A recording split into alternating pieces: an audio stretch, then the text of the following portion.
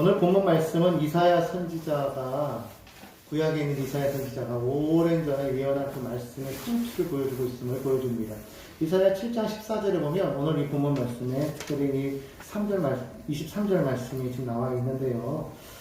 이렇게 말합니다. 그러므로 주께서 친히 징조를 너에게 주실 것이라. 보라, 처녀가 잉타하여 아들을 낳을 것이요 그의 이름을 임마누엘이라 하리라. 이 예언이 마침내 이루어졌음을 성경이 분명하게 보여주고 있다는 것입니다. 이 예언이 이루어지기 위하여서 한 가지 전제 조건이 뭐였습니까? 처녀가 잉태하여, 그렇게 말합니다. 처녀가 잉태한다라는 말은 정말 지금도 그렇지만 그때 당시에는 있을 수가 없는 말이죠. 네. 우리나라에서 뭐 처녀가 잉태했다고 해도 다 이유가 있다고 그러지 않습니까? 처녀가 잉태할 수 있는 곳은 없어요. 그렇기 때문에 그때 당시 처녀가 잉태했을 때 정말 성령으로 말미암아 잉태되었음에도 불구하고 사람들은 그거를 믿지 않겠죠. 그렇기 때문에 사실 이 유대인들의 이 입장에서는요, 이거는 돌에 맞아 죽을 그럴 수밖에 없는 그런 끔찍한 일이었다는 거예요. 그런데도 불구하고 하나님께서 마리아에게 아이가 있을 것이라고 얘기했을 때 이 여인이 아멘으로 받았다는 거예요. 다시 말하면 여인의 순종이 있었기 때문에 이것이 가능했다. 하나님께는 불가능한 일이 없지 않겠습니까? 그러므로 아담을 만드셨으니 예수님도 만드실 수 있었을 거예요. 그렇게 하지 않았다는 거예요. 그 인간이 죄를 지음으로 말미암아 인간에게 다가온 형벌 가운데 하나가 뭐냐면 아이를 낳을 때 해산의 고통이 있다는 거예요. 그 해산의 그 고통 중에 낳은 아들이 바로 예수예요. 인류의 모든 고통을 알고 있는 거예요. 죄로 인한 인류의 형벌의 그 결과를 알고 태어나시는 것이 바로 예수님의 처녀 몸에서 태어나는 거예요. 그러니까 이것은 결코 신화가 아니라는 것이죠. 보통 신화에서는 이런 영웅들은 어디서 태어납니까? 알에서 태어납니다. 답은 집이 어디예요? 예, 계란이에요. 말이 아니지. 알에서 태어난 거예요. 근데 예수님만 알에서 태어난 게 아니에요. 예수님은 사람의 몸을 입고 태어나시더라고요. 하나님께서 능력이 없기 때문에 그렇게 하신 게 아니죠. 인간들의 그런 모든 그런 죄의 그 문제, 고통의 문제를 그거를 아시고자 그것을 친히 인간의 몸을 입고 오셨다는 거예요. 고통 중에 태어났다. 죄악 중에 태어났다. 그렇기 때문에 누구보다도 우리의 마음의 아픔을 아는 거예요. 죄의 문제를 아시는 거예요. 우리의 연약함을 아신다. 또 거기에 뭐가 있었다? 바로 이 여인의, 이 마리아의 순종, 희생이 있었다. 그러니까 예수님이 이 땅에 오시기 위해서 첫 번째 조건은 뭐예요? 바로 이 여인의 희생과 순종이 있어요. 이 그냥 온 게 아닙니다. 그냥 예수님이 우리에게 온 게 아니에요. 하나님으로서는 하나님의 큰 결단이 있었던 거예요. 빌립보서에 보면 하나님과 근본 본체시나 그와 동등됨을 취할 것으로 여기지 아니하시고 육신을 입어 이 땅에 오셨다고 했어요. 이 모든 만물을 지으신 하나님께서 그 모든 영광과 권세와 권위와 그걸 다 버리시고 영광을 받으실 그분이 낮고 천한 곳에 오시더라고요. 희생입니다. 아버지 순종입니다. 그것과 동시에 누구의? 바로 가장 사람 중에서도 그때 당시에 좀 사람으로 취급받지 않았던 여인에게서 그리고 처녀에게서 예수가 태어났다. 그 순종, 그 희생. 이 두 희생과 그 순종이 만남의 결과가 바로 누구예요? 예수라는 거예요. 그러니까 거기에는 하나님의 순종 그리고 인간의 순종이 있었어요. 하나님의 희생, 인간의 희생이 있었어요. 그러니까 처음부터 예수님의 오심은 그와 같은 순종과 희생에 있었다는 것을 우리가 분명하게 깨달아야 될 필요가 있습니다. 그렇기 때문에 이것은 그냥 이루어진 게 아니에요. 우리는 그냥 성탄절하면 그냥 왠지 마음이 기뻐요. 왜 그렇습니까? 연말이기 때문에 그래. 요즘 보십시오. 세상 나가면요. 세상이 우리보다 더 성탄절을 좋아합니다. 근데 성탄절이 뭐예요? 그러면은 노는 날이요. 진짜로 나와서 물어보세요. 성탄절이 무슨 날이에요? 그러면 노는 날이요. 연말 연시를 보내는 날이요. 마지막을 뭐 정리하는 날이 뭐 그래요. 우리나라보다도요. 일본 가면은요. 성탄절을 더 크게 해요. 걔네는 성탄절이 뭔지 모르니까 크리스마스라고 안 하고 뭐라고 해요? 엑스마스 그래요. 뭐에 대한 날인지 모르는 거야. 그냥 아무거나 좋아. 그냥 정체가 없어. X야, X. X마스. 크리스마스가 아니라 예수님의 날이 아닌 거예요. 그리스도의 날이 아닌 거예요. 그냥 X마스인 거예요. 여러분, 우리도 그거 그냥 따라가지고 쉽게 쓴다고 X마스 쓰잖아요. 그거 절대 하지 마십시오. 그거는 절대로 성탄절을 뜻하는 얘기가 아니에요. 그냥 우리는 뭣도 모르고 그냥 X마스. 왜냐면 헬라어에서 크리스토스가 쓸 때 이렇게 쓰기 때문에 크를 쓰기 때문에 이렇게 해서 이게 그 X를 뜻하는 거구나 라고 하는데 그게 아닙니다. X 아무것도 아닌 거예요. 미지의 존재인 거예요. 그거의 날이 아니죠. 우리는 분명하게 그 날이 누구의 날인지 아는 거예요. 옛날에 바울이 사도행전에 보면 그 아덴 지역을 선교하러 나갔을 때 그 아덴 사람들이 종교성이 막 강해가지고 막 이 사람 저 사람 이신 저신 막 섬기고 있어요. 근데 바울이 돌아다니면 거기에 어떤 신이 있었느냐? 알지 못하는 신에게라는 그런 신전이 있었다는 거예요. 알지 못하는 신에게. 자신들이 누군지도 알지 못하는 신이 있을 거다. 그걸 섬기고 있는 거예요. 오늘 똑같은 거예요. 알지 못하는 신, X. 우리가 지금 섬기는 그 신이 누구냐? 모르는 거예요. 모르는 거예요. 정확하게 그 신이 누군지 모른다. 문제가 심각한 거죠. 근데 그 신이 누군지를 정확하게 알기 위해서 하나의 기준점이 되어서 오신 분이 누구냐? 예수님인 거예요. 예수님을 통해서 나아갈 때 예수님을 보내신 그분이 진정한 하나님이구나. 그분이 진짜 하나님이구나. 그러니까 이슬람교에서 말하는 알라도 하나님이 아닌 거예요. 유대교에서 말하는 하나님은 동일한 하나님이지만 그들이 믿는 그 하나님은 그 하나님의 모습을 잘못 알고 있는 거예요. 왜? 예수를 부인하게. 그냥 예수를 하나의 랍비요, 선지자로 그냥 아는 거예요. 하나님의 아들 구세주로 아는 게 아니에요. 그러니까 동일하게 하나님을 믿어요. 아브라함의 하나님, 이삭의 하나님, 야곱의 하나님을 믿어요. 유대교도. 이슬람도 동일하게 아브라함의 하나님, 그리고 이스마엘의 하나님. 동일하게 아브라함의 하나님이에요. 그 하나님 같습니다. 그래서 그들이 말하는 게 뭐예요? 우리는 뿌리가 같다는 거예요. 그러니까 우리 하나 아니냐. 이슬람 사람들 보면은 그래서 기독교와 우리는 하나다. 똑같은 신을 섬기는 거다. 이렇게 말하는데 아니에요. 엄연히 아닙니다. 그들은 잘못 알고 있는 거예요. 하나님에 대한 그 생각이 왜곡된 거예요. 그러니까 하나님인 건 아는데 하나님이 하나님인지를 모르는 거죠. 마치 누구처럼 출애굽한 이스라엘 백성들처럼 시내산에 오니까 그들이 시내산에서 모세가 하나님을 만나러 올라갔을 때 모세가 안 내려오니까 그들이 어떻게 했습니까? 아론을 막 졸라요. 조르다 못해 협박해가지고 신을 만들어내게 합니다. 그러니까 아론이 어쩔 수 없다고 그러죠. 어쩔 수 없이 야 그럼 금패물 다 내놔. 그러니까 그들이 갖고 온 패물 다 내는 거 그걸 녹여가지고 금송아지를 만들었어요. 왜냐하면 당시에 가나안에서는 이 신의 형상이 이 송아지의 형상이었기 때문에 그거를 다 만들어 놓고서 뭐라고 말합니까? 이것이 너희를 애굽에서 인도하여 낸 하나님이다 이렇게 말해버려요. 근데 위에서는 정작 하나님께서 모세에게 뭐라고 말씀하고 있어요? 너는 어떠한 형상으로 이것이 나라고 만들지 말라고. 그렇게 시키면 두 번째예요. 첫 번째가 뭐예요? 너희는 나 외에 다른 신을 섬기지 마라. 근데 나 외에 다른 신 섬기지 않고 하나님을 섬긴다고 하면서 그것을 이게 하나님이야. 아니야 이게 하나님이야. 아니야 저게 하나님이야. 형상을 만들어 놓고 이게 하나님이야. 하지 말라는 거. 근데 그 일을 위에서는 그거 하지 말라고 말하고 있는데 정작 밑에서는 그걸 못 들었으니까 뭐 하고 있는 거예요? 그걸 행하고 있는 거예요. 이미 하나님은 아시고 계셨다는 것이죠. 인간이 어떻게 하나님을 믿을지 알고 계셨다는 것. 하나님이 누구냐를 정확하게 모르기 때문에 하나님을 만들어내는 거예요. 이게 하나님이다, 저게 하나님이다. 그런데 그러한 구분점이 없기 때문에 그랬는데 예수님이 오시니까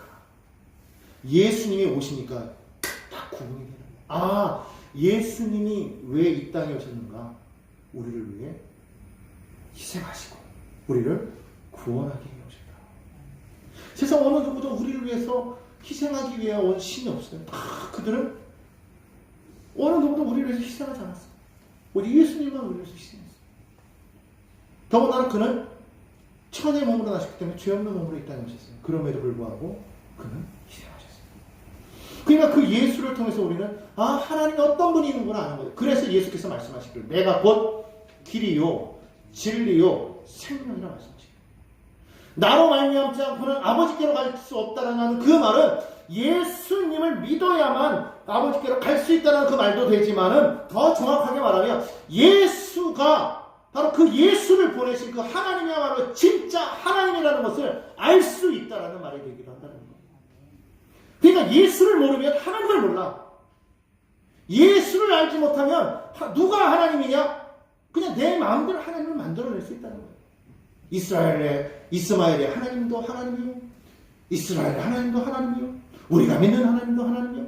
그냥 그렇게 말해버리면 우리의 신앙은 완전히 왜곡되어 버리는 거예요. 그렇게 될 때 그거를 뭐라고 그러냐면 죄라고 말하는 거예요. 죄를 히브리어로 뭐라고 말하냐면 하마르티아라고 말하는데 이 하마르티아라는 말은 관역에서 빗나갔다라는 뜻을 가지고 있어요. 11일 강과 활을 탁 쐈는데 그 화살이 관역에서 날아간 것이 아니라 관역을 빗나가서 엉뚱한 데로 날아가 버렸어요. 우리가 하나님께를 향해 있어야 되는 그 우리의 삶의 모습이 전혀 엉뚱한 곳으로 향해 있을 때 그걸 뭐라고 말하느냐? 죄라고 말합니다. 하나님을 우리가 정확하게 알지 못할 때 결국 그 사람은 뭐의 자리에 서 있게 되느냐? 죄의 자리에 서 있을 수밖에 없다. 나는 세상에 아무런 죄를 짓지 않았는데 나는 절대로 세상 사람들에게 손가락질 받을 만한 일을 한 적도 없어요. 한 번도 거짓말한 적도 없고 남의 거를 훔쳐본 적도 없고 남을 미워해본 적도 없고 나는 뭐 내가 맡겨진 일에 대해서 난 최선을 다했고 한 번도 나는 어긴 적이 없어요. 약속은 반드시 지켰고 나는 결코 인색하지도 않았어요. 나는 선한 일을 베풀었어요. 근데 하나님을 몰라. 예수를 몰라. 그럼 그 사람은 죄인입니까? 아닙니까? 그는 하나님을 알지 못했기 때문에 선한 일을 한 죄인입니다. 세상에서 봤을 때. 왜? 내가 하나의 기준이 되었기 때문에. 하나님이 아니라 내가 기준이 되는 삶을 원하는 게 누구냐? 사단이에요. 그래서 사단이 아담과 하와를 미혹할 때 뭐라고 그랬어요? 너희가 이것을 먹으면 너희 눈이 밝아져서 너희가 하나님처럼 되리라. 이 말은 뭐예요? 너가 하나님이야.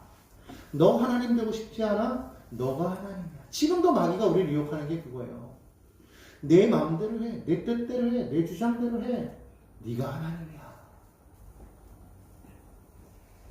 여러분 이것이 마귀의 미혹이라는 거예요. 이게 죄라는 거예요. 하나님께랑 말이 떨어지는 거예요. 그렇기 때문에 우리가 예수를 정확히 알면 예수로 말미암아 하나님을 알게 되고 그 예수를 통해서 우리는 하나님께 나아갈 수가 있다.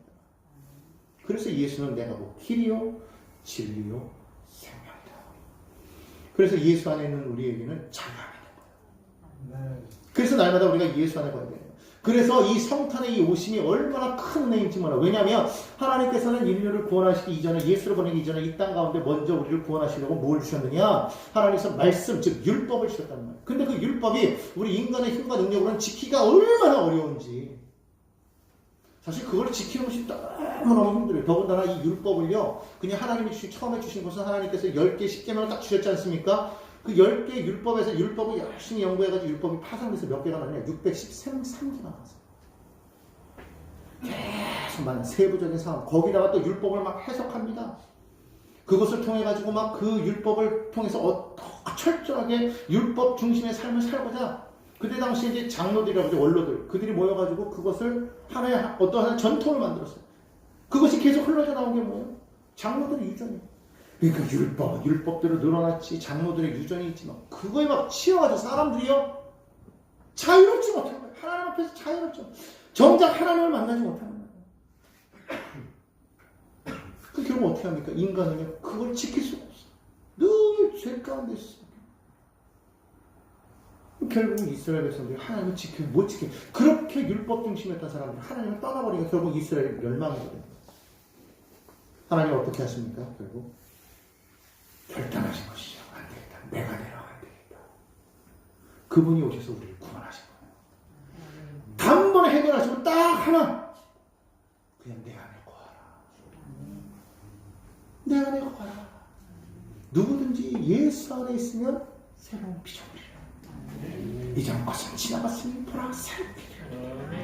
그러니까 바울 사도는요 늘 주장하는 게 뭐예요? 날마다 예수 안에 주 안에서 이게 그의 삶의 모토였다는 거예요. 예수 안에서, 내게 능력 주신 이 안에서, 그리스도 안에서, 주 안에서. 사실은 우리가 그거를 기억하고 우리도 그렇게 살아야 된다는 거예요. 바울이 말하지 않습니까? 내가 그리스도를 본받은 것처럼 너희도 나를 본받아. 뭘 본받으라고요? 예수 안에 거야. 날마다 예수, 오직 예수, 예수, 예수, 예수, 예수. 왜? 그 예수를 통해서 우리는 하나님을 알게 돼. 참된 하나님을 발견하게 돼. 그냥 단순하게 하나님은 심판주여 우리를 징계하신 하나님이 아니라 진정한 사랑의 주여 우리를 구원하신 하나님. 하나님께서 원래 이 땅을 창조하실 때 우리에게 원래 주셨던 그 목적은 뭐예요? 생육하고 번성하여 땅에 충만하라 누리라는 거였어요. 그런데 인간이 그거를 박차고 나갔잖아요.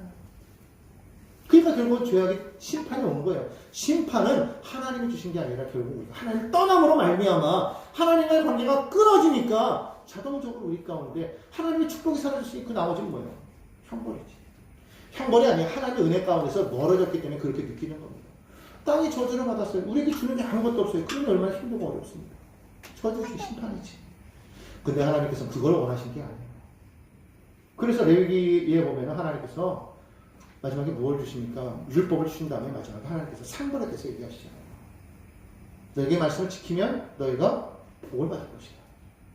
안 그러면 벌을 따를 것이다.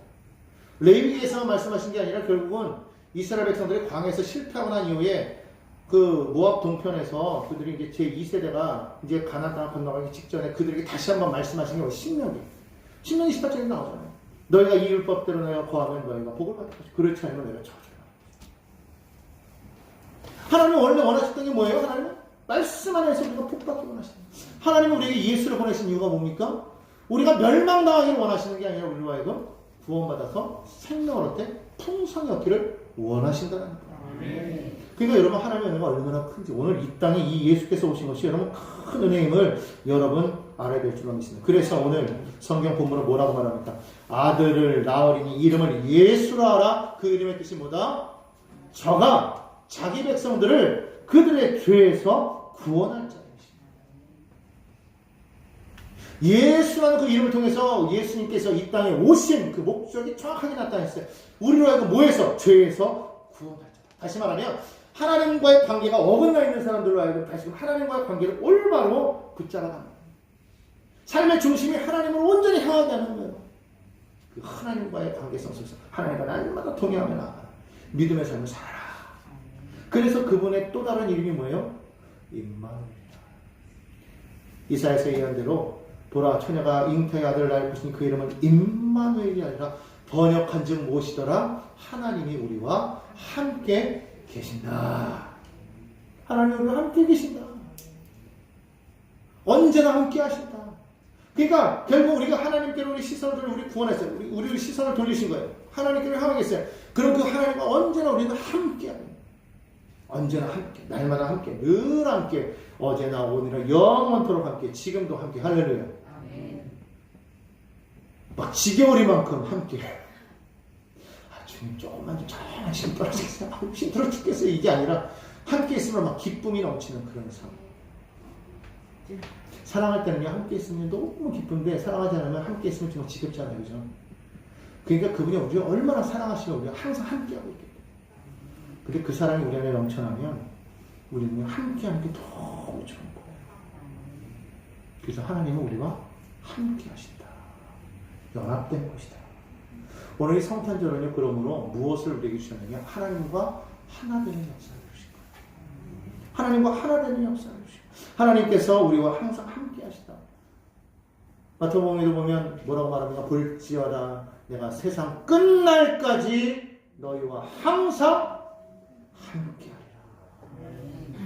하나님은 우리와 함께하기 원하십니다. 혹시라도 오늘 오시면서 왜 하나님은 내게는 오시지 않는가? 왜 하나님은 내게는 응답하지 않는가? 왜 하나님은 나에게는 말씀하지 않는가? 왜 하나님 나와는 함께 하시지 않는가? 혹시라도 그런 생각을 하시면서 오신 분이 있다면 오늘 이런 생각을 돌이키십시오. 하나님은 한 번도 우리를 떠나신 적이 없습니다. 2000년 전에 이 땅에 오신 그 예수님은 이제 우리에게 보혜사 성령을 보내주셨어요. 그 보혜사 성령 역시 뭐예요? 주님과 하나님. 성령이 계신 곳에는 항상 예수도 있고 하나님도 있어요. 한 번도 따로따로 동행해 보신 적이 없어요. 늘 언제나 함께 하시기 때문에 성령이 와 계시다는 건 그 뭐예요? 삼위일체 하나님 함께 하시다는 거예요. 한 번도 떨어지지 않으세요. 늘. 한 번 버림받은 적이 있다. 언제? 십자가에서. 십자가에서 그분은 한 번 버림받았어요. 외치지 않습니까? 엘리 엘리 라마 사박다니, 나의 하나님 나의 하나님 어찌 나를 버리시나이까. 한 번도 떨어져 본 적이 없는 그 하나님이 그 십자가에서 떨어지는 그 순간, 저는요 생각할 때 예수님이 십자가에 못 박히는 그 고통이 두려웠을까? 아니라고 생각해요. 하나님과의 그 떨어짐, 그분에게 있어서 가장 큰 고통은 아마 그것이 아니었을까? 그렇게 위풍당당하던 주님이 왜 갑자기 겟세마네 동산에서는 그렇게 갑자기 찌질해져가지고 아버지 하나님 가능하면 이 잔을 내게서 옮기시옵소서. 지금까지는 제자들에게도 나는 죽으러 간다, 나는 죽으러 간다, 나는 죽으러 간다 분명히 외치셨던 그분이 왜 막상 일이 닥치니까 그 제자 하나님 앞에 그렇게 간절하게 하나님 이 잔을 내게서 옮기시옵소서라고 얘기했을까? 나약해졌기 때문에, 두려웠기 때문에, 무서워서? 무섭죠. 무엇이? 아버지와 이렇게 버림받는 거, 아버지와 떨어지는 거. 한 번도 태초에 영원부터 계신 그분은 한 번도 그분과 떨어져 본 적이 없는데 하늘 문이 닫히고 십자가에 못 박히니까 하늘이 어두워지고 하나님이 응답하지 않고 예수께서 막 외치십니다. 예수님께서 세례요한에게 세례받으면서 올라오실 때 하늘문이 확장 열리고 하늘에서 성령의 비를 같이 임하며 음성이 있어 받되 이는 내 사랑하는 아들이 내 기뻐하는 자라. 분명히 소통했단 말이에요. 십자가 달리실 때는 하늘이 칵 달렸어요. 주님이 아무리 부르셔도 하나님은 침묵하시는 거예요. 예수님에게서 가장 큰 고통은 그거예요. 십자가의 고통이 아니라 사람들이 자신을 막 미워하고 침뱉고 욕하고 배신하는 그 아픔도 컸겠지만 그것도 아닌 거예요. 그분에게서 가장 큰 고통은 아버지와 헤어짐, 소통이 끊기는 거예요.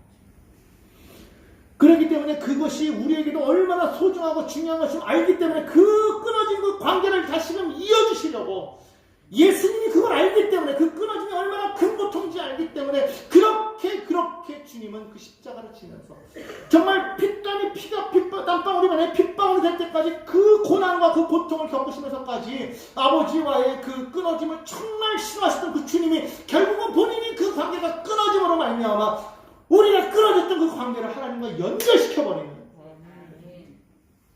그 놀라운 사랑, 여러분 기억해야 되죠. 그 관계성을 통해서 이 땅에 무엇을 이루기 원하셨던 거예요? 하나님의 나라를 다시 회복시키시는 것이에요. 하나님과 함께 정말 태초에 처음 하나님 만드셨던 그 모습 정말 온전히 이 땅 가운데 다시 회복하기를 원하셨다. 그 아버지의 마음을 우리는 이 성탄을 통해서 다 기억하게 되시기를 예수님의 이름으로 축원합니다.